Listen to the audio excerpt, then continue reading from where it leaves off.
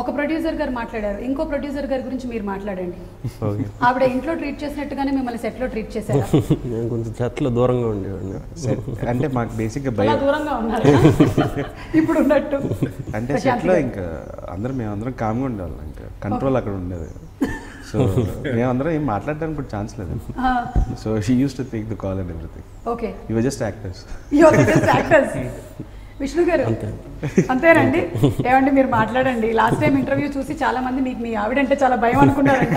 నేను ఆపోహను తొలగించాలనుకుంటున్నాను. ఇదంతా నటన, ఇది యాక్టింగ్.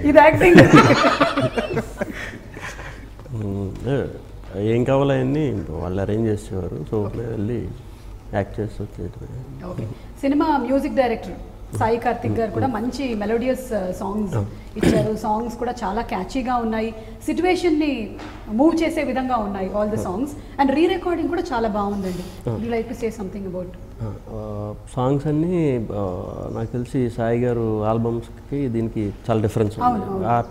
ఆయన రెగ్యులర్ కమర్షియల్, అవును, కమర్షియల్ ఫిల్మ్స్ అవి ఎక్కువ చేస్తారని పెద్ద పెద్ద సినిమాలు అవి. ఈ టైప్ సెటప్ సినిమాకి ఖచ్చితంగా కొత్త ఫ్లేవర్ కావాలి మనకి అని ముందు నుంచి ప్లాన్ చేసుకుని, ఎలాగ మనకి డ్యూయెట్లు ఏమి ఉండవు, కథ నడవాలి దాంట్లో కొంచెం అని దానికి తగ్గట్టు చేసుకున్న సాంగ్స్ అండి. బ్యాక్గ్రౌండ్ స్కోర్కి వచ్చేసరికి ఆ టైంకి ఆయన లేరు, ఊర్లో లేరు, యూఎస్లో ఏదో పని ఉండి వెళ్ళటం వల్ల మనకి ఇమీడియట్ రిలీజ్ దగ్గర పడుతున్న టైంలో సురేష్ యోన్ అని ఇంకో కొత్త అబ్బాయితో చేయించానండి. అది కూడా టెరిఫిక్గా వచ్చింది అనమాట. అంటే ఈ టైప్ ఆఫ్ సౌండ్ మన తెలుగు ఆడియన్స్కి కొత్త. వెరీ గుడ్ మ్యూజిక్ సెన్స్ అండి.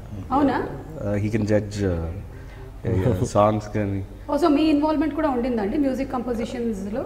మ్యూజిక్ అంటే మొహమాట పడకుండా చెప్పండి. లేదు, నేను చెప్తాను కదా, he was the one. Tunes అన్నీ తనే వెళ్ళేవాడు. Okay. So and even re recording కూడా most of the inputs and everything, ఎందుకంటే నాకే చాలా రెఫరెన్స్లు ఇస్తుంటాడు.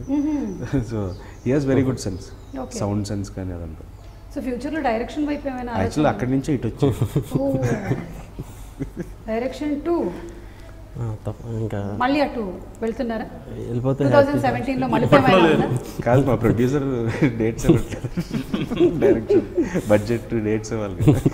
ప్రొడ్యూసర్ గారి టాపిక్ వచ్చింది కాబట్టి ఇంకొకటి, మీ ఆవిడే ప్రొడ్యూసర్ కాబట్టి ఏమైనా ఇంటిమేట్ సీన్స్ తగ్గించండి అని డైరెక్టర్ గారితో చెప్పారు.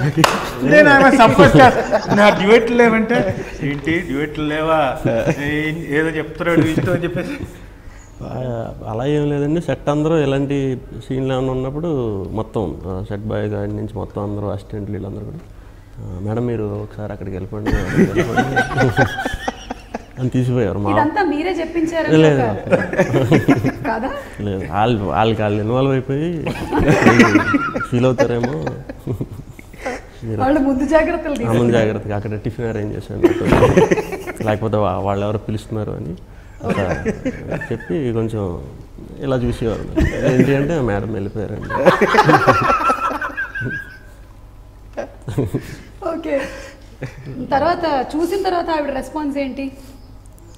చూసిన తర్వాత ఏం అడగాలి. కానీ ఇక్కడ ప్రొడ్యూసర్గా కలెక్షన్స్ బాగుండాలి అనుకుంటారు కాబట్టి ఏమనరు.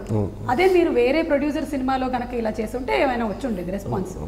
ఇక్కడ ప్రశాంతి గారికి ప్రొడ్యూసర్గా బాధ్యత ఉంది కాబట్టి మీ మీదకి ఎక్కువగా పిడి పడలేదు. మీ వల్లేనా డబ్బింగ్లు అన్నీ చాలా చెప్పాడు. అంటే నిజంగా I really like this voice. Okay. లేదు సార్ అంటే మాడ్యులేట్ చేయలేదు సార్, అది లేకపోతే ట్రై చేయండి బాగుంటుందన్న, అది సెకండ్ ట్రై చేసేసారు. అయితే మామూలుగా సీన్ చెప్పాడు, బ్రహ్మాజీ గారు వచ్చారు, రే నీకేమైనా అర్థమైందా? అదేంటి బ్రహ్మాండంగా చెప్పాడు కదా,